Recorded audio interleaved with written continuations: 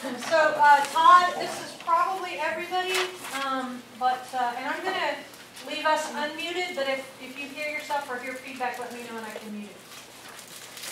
Okay? So we're just going to go ahead and let you start. All right, everybody, this is Todd. All right, guys. Sorry that I can't be there in person, but I will look forward to seeing you guys in about a month. And we'll be sitting around that sign-up sheet soon. Great job on all the eclipse coverage, by the way, and it's a great job for actually coming back into the office after what I'm sure was an incredibly long day. So I'll try to keep this as brief as I can. Interrupt me at any time with questions, and just going to give you an overview of kind of where we are with video right now and how it applies to, of course, what you guys are going through right now, which is newsroom reinvention. So with that, let me share my screen so you don't have to look at me. There we go. Share. Okay. All right, guys. So since January of 2016, you can see the light blue line there is our actual number. And then, of course, the darker blue line was our target. You can see that we've consistently exceeded our video views. Sorry. All right. Can you guys still hear me? Yeah, I'm just messing with the screen in a stupid way. Keep talking. Okay. So in 2016, we had about 74 million views in our JW player. Of course, that's our owned and operated player. And we had 61,000 videos were published across all of our properties. That's 3 times the number that we did in 2015. And that equates to about 1.5 million hours of video watched in 2016, which is a pretty astounding number, I think. So this year we're looking to hit about 100 million JW views. Right now, I just ran the numbers. We have about 60 million views so far versus about 39 million at the same time in 2016. So definitely seeing some great growth here. All right, and of course, with our growth also comes growth in revenue. In 2015, as a partial year, we had 1.5 million. 2016 jumped up to 4.1, and we are projecting 2017 to have about $7 million in video revenue. We are looking at great growth around reinvention, and we're also looking at some new third-party video partners, including Tout, and we are also working on some partnerships with Facebook. Facebook is offering a deal where you can add mid-roll ads, and so we're exploring that with a couple newsrooms right now to see if there's good growth potential there. And we also have the Titletown series that was produced last year. That is now on Facebook Watch, and so there's some revenue attached with that. So some exciting things are happening on the revenue side, both on and off of our own sites. So it's really good to have. So why video? Well, obviously there's a revenue play, but we want to, it's not about the clicks. It's not about just chasing the viral videos for our newsrooms. Video is not a gimmick. It can be a really, really strong storytelling tool that can do things that photo and, of course, text are not capable of doing. So, really want to emphasize that is that yes, I mean we are going to go for the viral videos. We're going to look for those, and we'll enjoy that traffic. But we are looking to use video telling as a really strong storytelling tool. You guys have probably heard already, that only a small portion of our stories drive a lot of our traffic. Well, as you can guess, that translates over to video too. So only 3.2% of our videos published equaled about 50% of our traffic. So the idea here, just as you've been hearing, I'm sure through newsroom reinvention, is that we want to try to get smarter about what we're going after and what we're producing.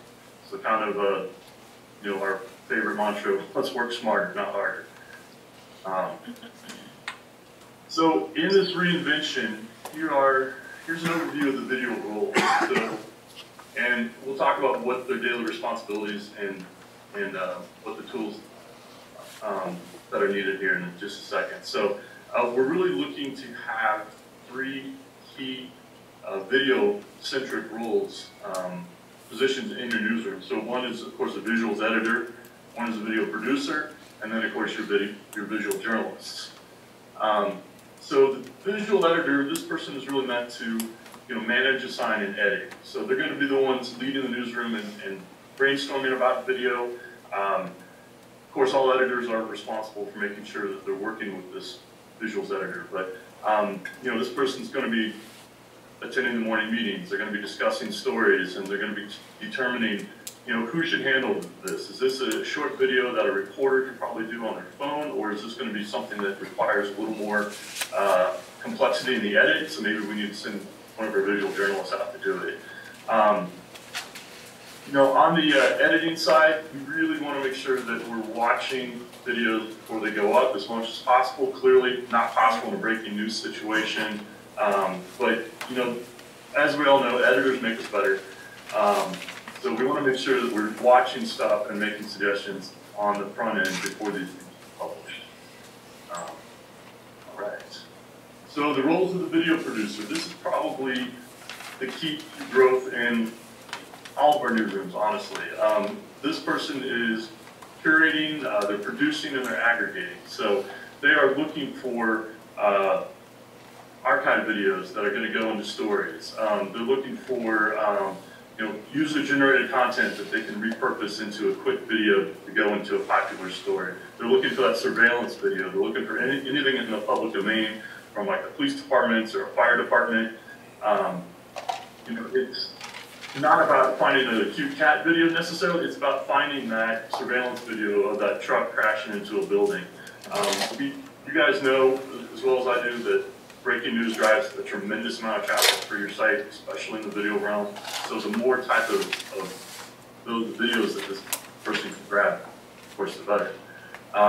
But they're also going to be producing and editing some video in-house. So it might be, like I said before, they might grab, with permission, 5 or 6 videos off social media, and you kind of smash that together and have that tell a little story.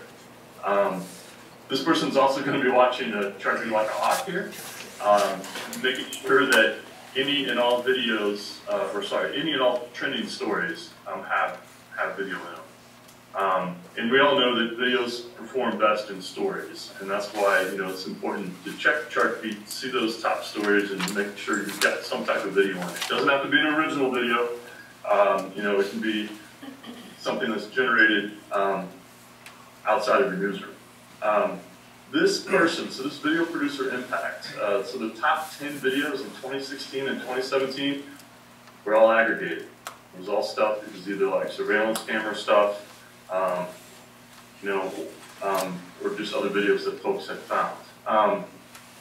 So the video producer case study here, this is a pretty interesting example in Miami. So after they hired or retasked, I should say, a couple folks to being video producers, they saw a 490% increase in Miami and then a 480% in El Nuevo. And here's looking at their month over month in Miami and El Nuevo. So of course the red arrow shows where they started. And you can see this trend of growth. Both Miami and El Nuevo. So it wasn't just a fluky month that they got lucky. This really shows the power of having that video producer in-house. So talking a little bit about archival video. So a real-time desk producer saw that the story was trending here, and they did a quick search, and they found that Raleigh had produced a video from a campaign stop way back in October. And this video was added to the body of the story. It wasn't even in the lead, and that was their most viewed video of the day. So it's always important to look for those opportunities to find archived videos. You guys have done really well with the Repo Man video. It's kind of funny. I just pulled the stats for this year, and that video I think was shot last year, maybe last October or November, and this year alone it has 68,000 views. So. Really great video. So shortly after a story about an alleged Bigfoot sighting was posted, of course it started to trend. And so visual editor went through and found a bunch of videos. They found a user-submitted clip of a Bigfoot sighting from about two years ago. They put that in the story. It had close to 100,000 views. Then they added some footage from a critter cam that they got from the North Carolina Museum of Natural Sciences that had 33,000 views. And then they found deer fighting on a trail camera, which I guess I just attached that at the end. And that had about close to 5,000 views. Okay, so these are all of the tools and resources and partners that we have in order to get video into our system. You all are familiar with Videolicious. Probably most of you are familiar with Trello. That's where we are right now sharing video from across all of our newsrooms. And we also put up a lot of evergreen videos. There's a whole list of crime videos there that are evergreen, including one like, not so smooth criminals that I see that you guys have taken advantage of, and it's actually done pretty well for you. It's just a compilation of silly criminals, I guess, caught on tape, where their crime didn't go so well. And it's one of those evergreen videos I can go into particular crime stories. So New York Times video, we have an account. We can typically pull a New York Times video. We have AP video, of course, we can get with Storyful, and we have another partner called Send to News, which has a lot of sports content. And then, of course, that we all syndicate our content directly to Inform, and we do use them for Perfect Pixel. So let's talk a little bit about what the roles of a video journalist are. So our video journalist is, these are typically what were your photographers, I guess, in your room, and we want them to, plan, report, produce, and distribute and promote their stories. Really want them talking with visuals, editor, reporter, and develop a game plan for stories. So what, really think hard about what they're going to do. Is this just going to be raw footage? We do a Facebook Live. How many photos do we need out of this? Really work together so that you guys aren't duplicating efforts. I've been hearing from a lot of my newsrooms now that sometimes reporters and photographers are tripping over themselves at assignments and are not communicating. And so maybe they're doubling up on video efforts. It's really important to learn to work well together and communicate what you're going to do.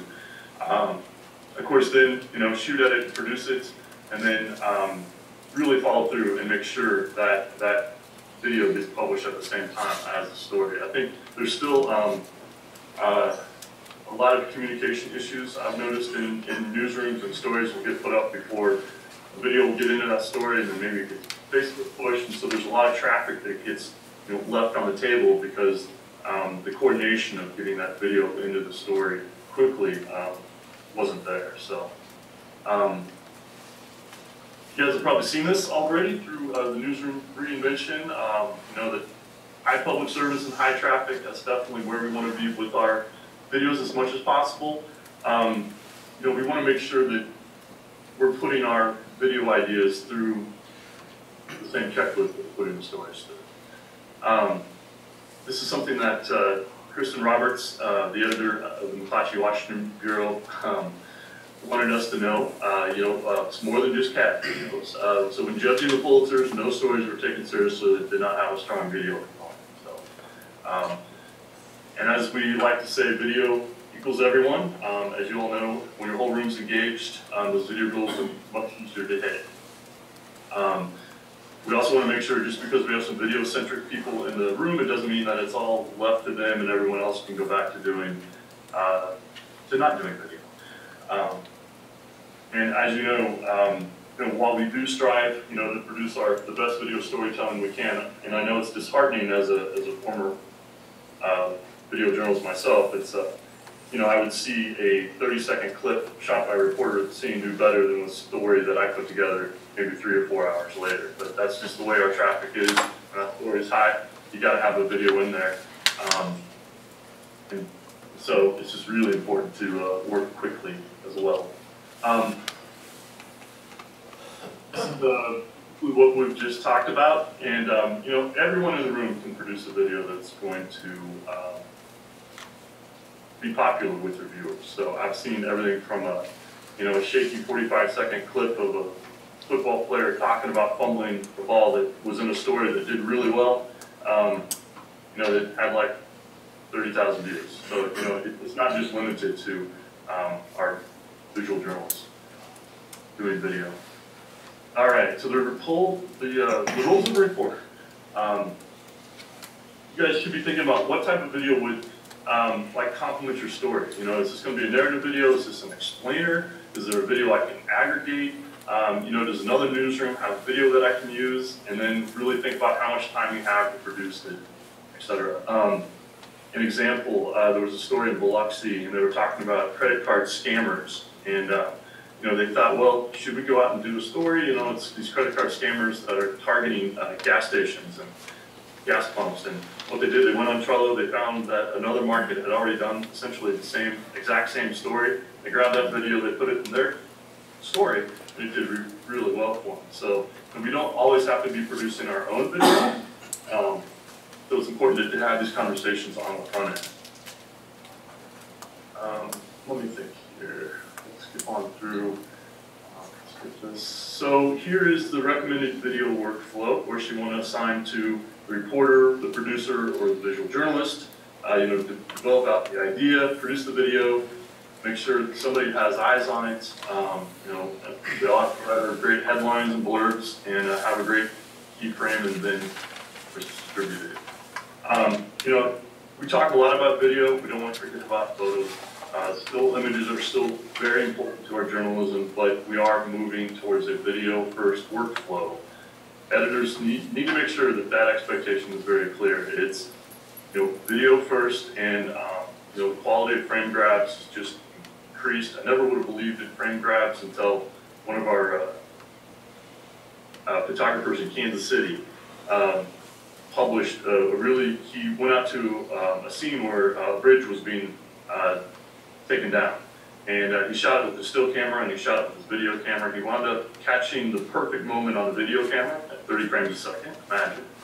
And worked that photo up. It ran 6 columns, it looked great, and that's when, you know, everyone pretty much became believers that, you know, hey, we can take frame grabs. They're gonna look great. So, you know, let's get these moments on video, and we'll take out, and we'll do frame grabs. Okay, any questions? I'll stop here for just a second, see if you guys have any questions. I'm talking kind of fast.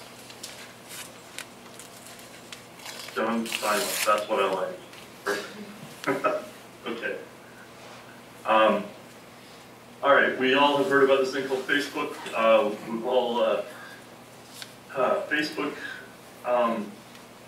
is really driving a lot of our video traffic. And I would say across the company, about 30% of our referrals are from Facebook.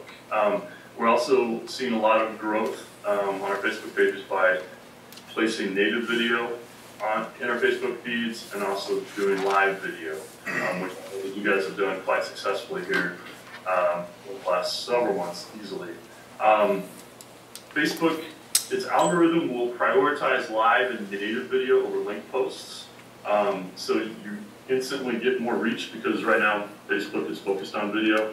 You're more likely to show up in people's news feeds, which then leads to more eyes and more likelihood of people, you know, liking your content and sharing it, which then, of course, as we know down the line, that just means that there's more audience there for anything else that you post.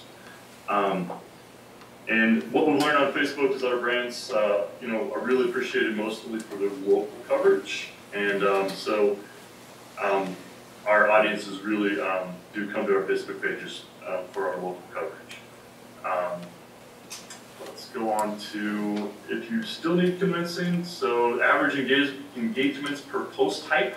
You can see that video, non-live is number 1, then photo, then live video, then link. So it shows the importance of video and how much Facebook really likes it as well. So the News and Observer, they started posting more videos here, and just recently they were the number 1 in number of videos posted, number 1 in video engagement, and they're top 5 in overall engagement. and that's because they started to increase their approach around video. Facebook cross-posting, this probably applies to a few people in the room. Our team out in DC, they create a couple videos a day. They're captioned. They're usually kind of repurposed from across the newsrooms. They'll add captions and some text sometimes, and maybe do some light re-editing. And then they make that available. It's a simple checkbox on Facebook, super easy to post to your site, and that's a real easy way to automatically boost the number of native videos that you have on your site. Okay, so this is an example of great aggregation. So a real-time producer got this video of this airman surprising his kids after his deployment. I think he was the umpire, and they were throwing out the first pitch. And real cute video. It wound up with over 1 million views across all of our sites that focused this. I think Fort Worth led the track there. They had 250,000 views on that one video alone. Let's skip over this, guys. Okay. And as you can see, one of the most engaged Facebook Lives was the General Assembly. It was a special session. There were protesters in the gallery, and they ran live on for a very long time there, almost 2 hours. They had 637,000 views. I saw a Facebook Live that Kansas City started yesterday from the eclipse. I think it had over 900,000 views. So, simple Facebook Lives can really grab an audience. Okay. As any of you know, dealing with video can be a little tricky in our current content management system. We've found that there are 38 clicks to upload a video and then associate it with the story. So when uploading a video, this means that in the newsroom, with Wi-Fi and everything else, internet working properly, maybe about 10 to 15 minutes to complete the workflow. Remotely, it can be up to 15 or 20. So the goal of our new video CMS, we're hoping to have soon. We're hoping this will cause about a 75% reduction in workflow. You'll be able to upload a video one time. It'll be accessible to all the Clatchy properties, and it will be keeping up with all the new technologies. So hopefully things like 360, we'll be able to do that in our site or in our own player now. So we're estimating that this is going to lead to a time savings. It's going to lead to faster publishing, which will, of course, lead to an increased audience. So, 2018, these are pretty aggressive growth targets for 2018. For the Tier 1 newsroom, so we're looking at 225%. You guys are Tier 2, so looking for 150% growth next year. Starting in October, your video goals do start to increase. They take a little dip here in August and September, but then in October they'll start jumping back up. In 2018, we're also looking to look at some secondary growth metrics. We're going to start looking at Facebook native video views. We're going to be looking at the time that people are spending per video and trying to strategize around how to increase that. Of course, we always want people to read more than one piece of content on our site per visit. We'd like them to watch more than one video. That number has been going up.